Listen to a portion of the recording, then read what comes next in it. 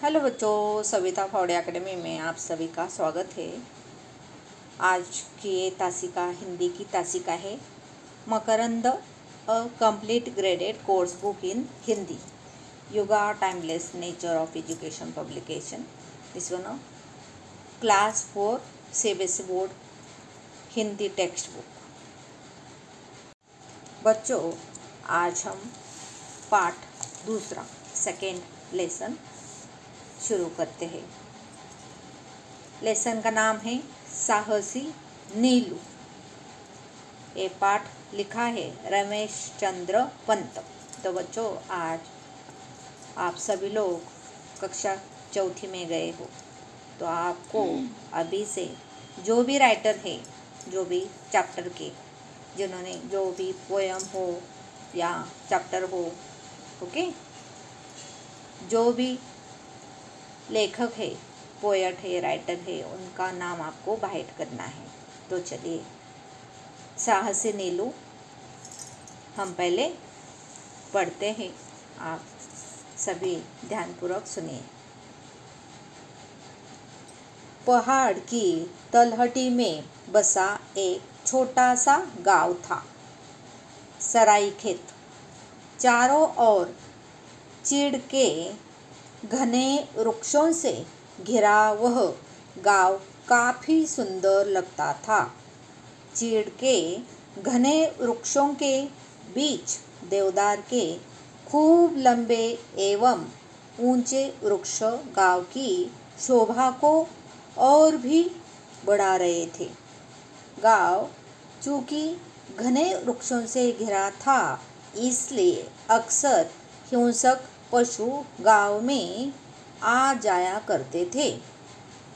बाघ द्वारा कुत्ते एवं छोटे छोटे जानवरों को जब तब उठा ले जाना यह सामान्य बात हो गई थी। गांव में कुल मिलाकर 15-20 परिवार ही रहते थे। खेती ही सभी के जीवन यापन का एकमात्र सहारा थी।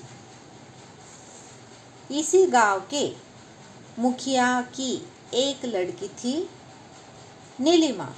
उम्र यही कोई 12 वर्ष थी। गांव के लोग उसे नीलू कहकर पुकारते थे। नीलू थी तो छोटी, लेकिन थी बहुत साहसी। अक्सर छोटे मोटे हिंसक जंगली जानवरों को वह डराती लेकर खदेड़ दिया करती थी। अनेक बार तो उसके पिता ने समझाया भी था, बेटी, इस तरह जंगली जानवरों के पीछे पड़ना बहुत खतरनाक होता है। कभी कभी वे पलटकर हमला भी कर देते हैं और फिर उनसे बच पाना काफ़ी मुश्किल होता है।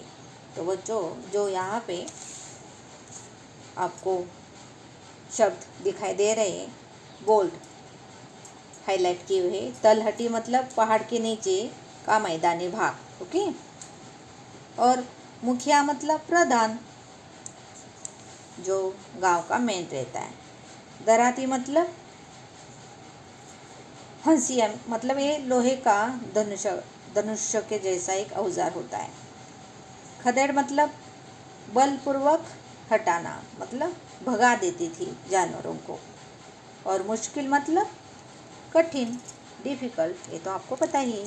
तो चलिए नेक्स्ट पेज हम पढ़ते हैं। अभी आप सभी सुन रहे हो ना? Very good. आप सभी को हर एक लाइन आसानी से दिखे, इसलिए मैं इसको जूम करती हूँ। लेकिन पिताजी, आपने ही तो कहा है कि इन जंगलों के बीच यदि रहना है तो साहसी तो होना ही पड़ेगा। और पिता चुप हो जाते। नवंबर का महीना था। गांव के बड़े बूढ़े लकड़ियां लेने जंगल चले गए थे और श्रिया गांव से दूर खेतों में काम करने गई हुई थी। नीलू घर के बाहर गांव के कुछ अन्य बच्चों के साथ खेलने में मग्न थी। अचानक पास के जंगल से एक भालू गांव में घुस आया। बच्चों को देखकर वह उनकी ओर लपका। बच्चे डरकर शोर मचाने लगे। जिसे जिधर रास्ता मिला वह उधर ही भाग निकला। 5 साल की एक नन्ही बच्ची भाग न पाने के कारण खूब जोर जोर से रो रही थी।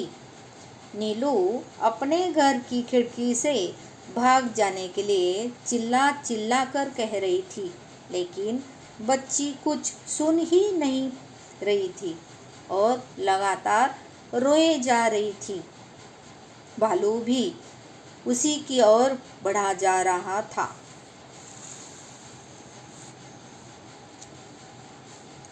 एक्शन।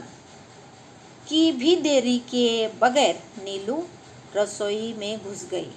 रसोई के एक कोने में चावल का कनस्तर रखा हुआ था। कनस्तर के चावल को जल्दी से जमीन पर उलटकर और कनस्तर लेकर वह तेजी से बाहर आ गई। वह टीन के कनस्तर को जोर जोर से पीटने जा रही थी। कनस्तर की आवाज़ सुनकर भालू का ध्यान बच्ची की ओर से हट गया। अब वह नीलू की ओर बढ़ने लगा। नीलू टीन को पीट पीट कर उसे डराने का प्रयास कर रही थी, लेकिन भालू बिना किसी डर के उसकी ओर बढ़ा जा रहा था।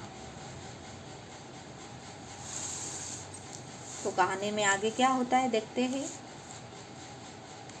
नीलू को समझ में नहीं आ रहा था कि वह क्या करे। अचानक भालू ने उस पर हमला कर दिया। वह उछलकर एक और हट गई। अब वह और भी तेजी से नीलू पर झपटा। नीलू ने जल्दी से कनस्तर का खुला मुंह उसकी ओर कर दिया। भालू का सिर गोल मुंह वाले कनस्तर में फंस गया। अब वह बुरी तरह छटपटाने लगा।